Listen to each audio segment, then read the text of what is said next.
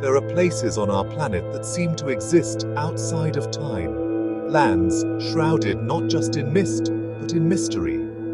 One such place is a small kingdom nestled deep within the towering Himalayas. It is a nation that chose to remain hidden from the world for centuries, a secret whispered on the winds that sweep down from the icy peaks. To enter it is to feel as though you are stepping through a veil, leaving the familiar world behind. The air itself seems different here, thinner, purer, and filled with a quiet hum of something ancient and profound. It is a land that has deliberately chosen a different path, a path that beckons the curious and the contemplative. The journey begins with a descent that feels almost like a dream. The aircraft weaves through colossal green valleys, its wings seeming to almost brush the forested slopes on either side. Below, there are no sprawling cities, no tangled highways. Instead, one sees scattered whitewashed houses with intricately painted wooden frames, their roofs like watchful eyes gazing up at the sky. This is not a land that rushes to meet you. It waits, patient and serene, inviting you to slow down, to breathe deeply, and to simply look. The first impression is not one of grandeur, but of a deep, abiding peace, a stillness that settles into your very bones. What is it about this place that holds such a powerful allure? Perhaps it is the sense of discovery, the feeling of seeing something truly untouched by the relentless march of modernity. It is a country where myth and reality are woven together so tightly that they are impossible to separate. Stories of flying tigers and benevolent spirits are not confined to old books. They live in the hearts of the people and are etched into the very landscape itself. To understand this kingdom, one must set aside preconceived notions and open oneself to a different way of seeing, a different way of being in the world. This is Bhutan, the land of the Thunder Dragon, a name that evokes power and legend, yet the reality one finds is one of gentle strength and profound tranquility. It is a world where the sacred is not separate from the everyday, but is an integral part of it. Prayer flags flutter from every bridge and every hilltop, carrying their silent blessings on the wind. The sound of a distant monastery horn echoes through a valley, a timeless call to reflection. Here, one begins to suspect that the greatest mysteries are not hidden in lost temples, but are found in the simple, quiet moments of life. The landscapes of Bhutan are of a scale that humbles the human spirit. The mountains are not merely large, they are monumental, primordial forces that shape the sky and dictate the flow of life. Their peaks, perpetually crowned with snow and ice, stand as silent sentinels against a brilliant view of peace. These are the sacred homes of deities, the source of life-giving rivers that carve their way through the land. To stand in their presence is to feel incredibly small, a fleeting guest in a realm of giants. The sheer, raw beauty is overwhelming, a symphony of stone, ice, and sky that leaves one breathless. Descending from the icy heights, the world transforms into a tapestry of impossible green. Vast forests of pine, fir, and rhododendron cloak the hillsides, so dense and ancient that they seem to hold the secrets of the earth within their shaded depths.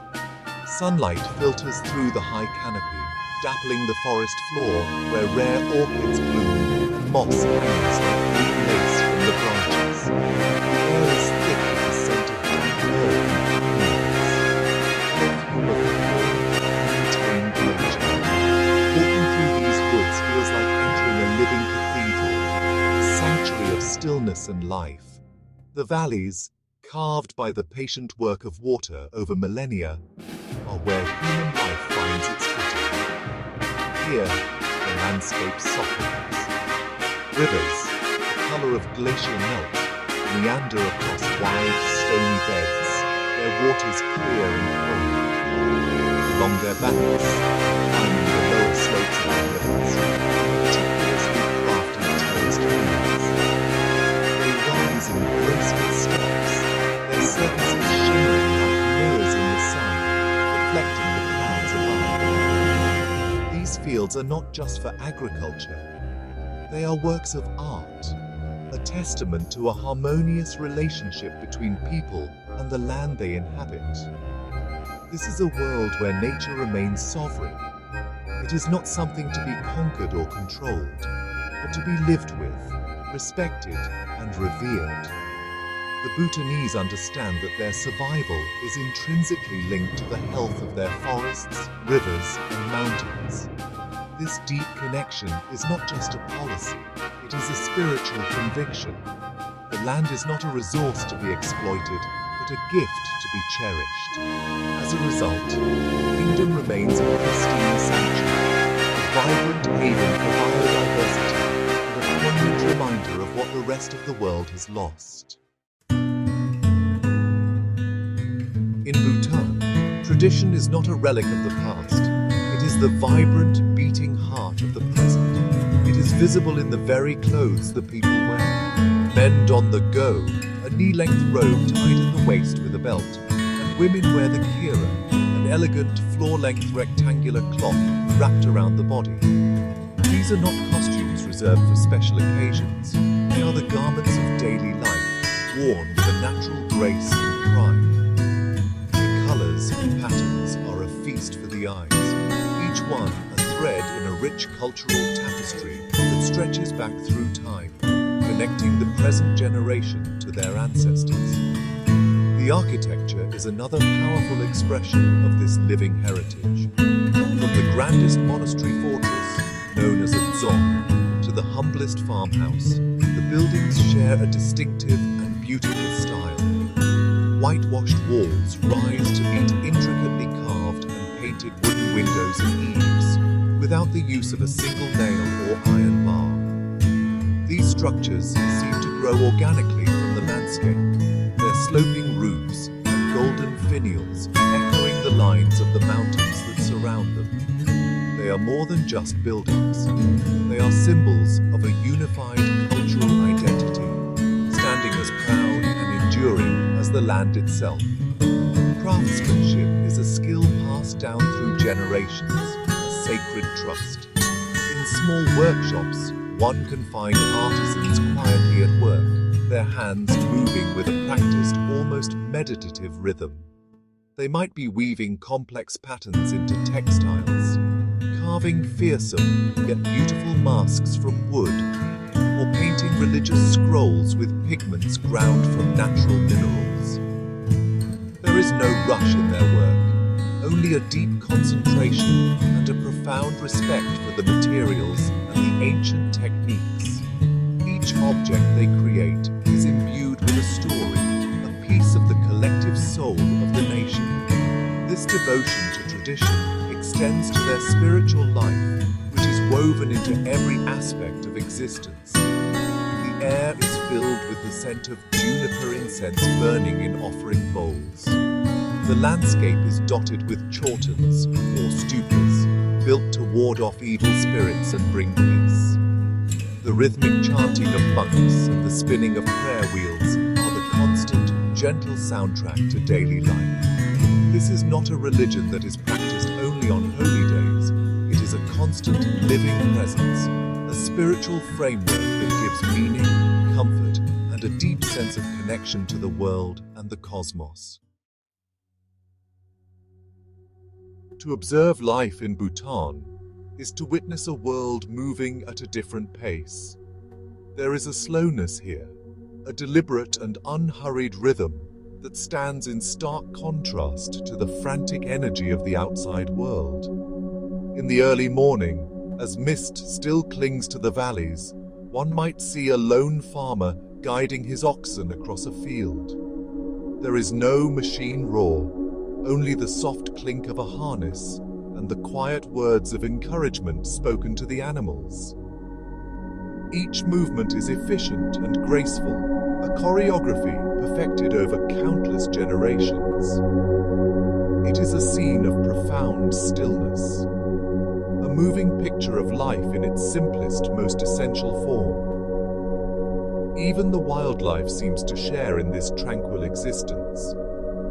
High in the mountains, the elusive blue sheep, or Paro, graze peacefully on rocky slopes, their coats a perfect camouflage against the stone. In the dense forests, a troop of langur monkeys might move through the canopy, their long limbs carrying them with silent agility. One can watch them for hours as they groom each other or play among the branches, their world undisturbed.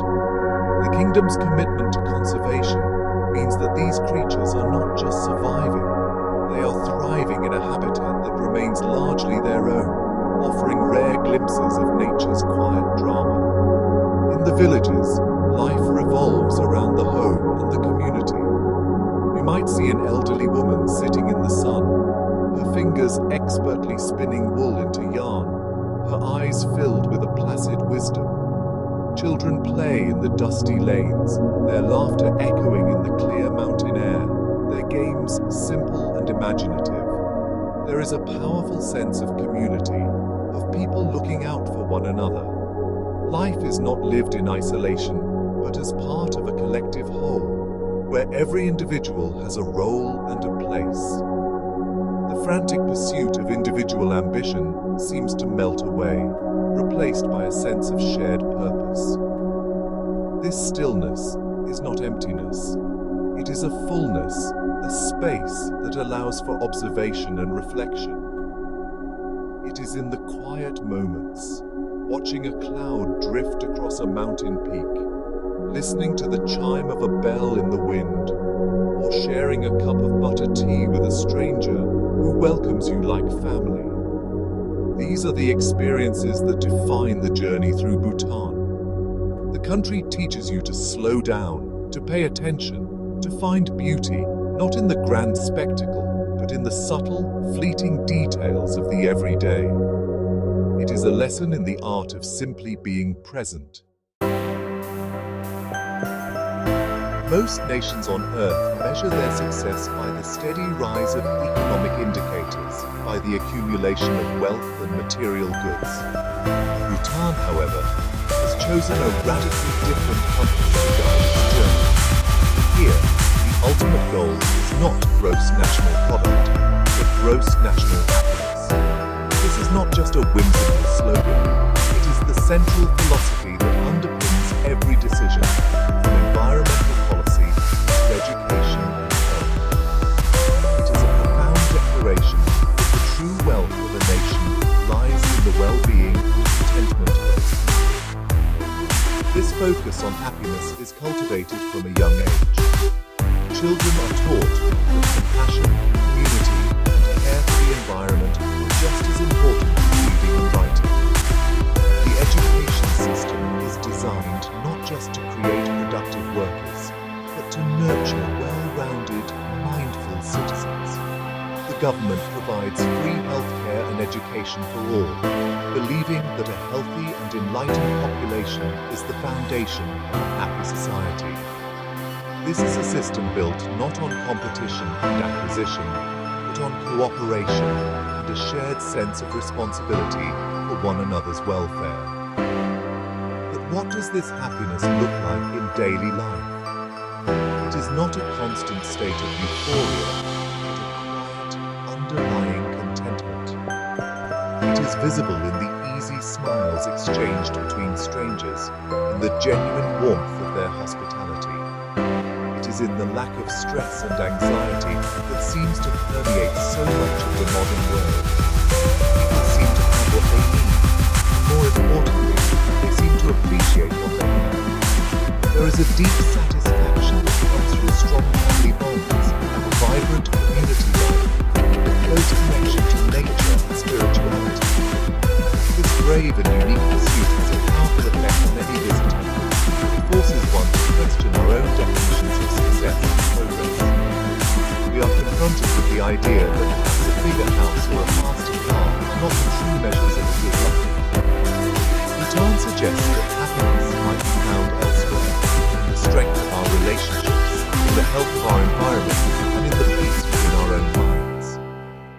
quiet revolution of values, a gentle but firm reminder that the purpose of life is not to have more, but to be more. What is it then that makes this kingdom so utterly bizarre, so wonderfully strange to the outside world? It is not any single thing, but the sum of all its parts, woven together into a society that functions on a different operating system. It is a country that willingly kept itself in isolation, not out of fear, but out of a desire to preserve its unique identity. It chose to step into the modern world on its own terms, carefully selecting what it would accept and what it would gently decline. This deliberate choice to forge its own path is perhaps its most unusual and admirable quality. The land feels like a living fairy tale, where the line between the physical and the spiritual is blurred. Phalluses painted on houses to ward off evil, tales of saints flying on the backs of tigers, and the belief that mountains are living deities are not relics of a forgotten past. They are part of the present-day reality. To a visitor from a world that demands rational explanation for everything, this can be disorienting. Yet to dismiss it as mere superstition is to miss the point entirely. It is a richer, more enchanted way of experiencing the world, a worldview that finds meaning and magic in every corner of existence. Ultimately, the surreal nature of Bhutan lies in the profound sense of peace it instills. It is a peace born from its majestic, untouched landscapes and the deep spirituality that permeates the air. It is a peace reflected in the serene faces of its people and their unhurried way of life. In a world that is growing louder, faster, and more complicated, Bhutan stands as a sanctuary of silence and simplicity. It is a reminder that progress does not have to mean the destruction of nature or the erosion of culture. It is a living example of a different possibility. The journey to the land of the Thunder Dragon is more than a holiday. It is a pilgrimage to a different state of being. It challenges your perceptions, slows your pulse, quiets your mind. You leave with your camera full of pictures of breathtaking mountains and ancient temples. But the true souvenirs are intangible. They are the echoes of monastery chants, the scent of pine and incense, and the lingering question: what if happiness, not wealth, was the true measure of a life well lived? This quiet kingdom in the clouds may just hold the answer.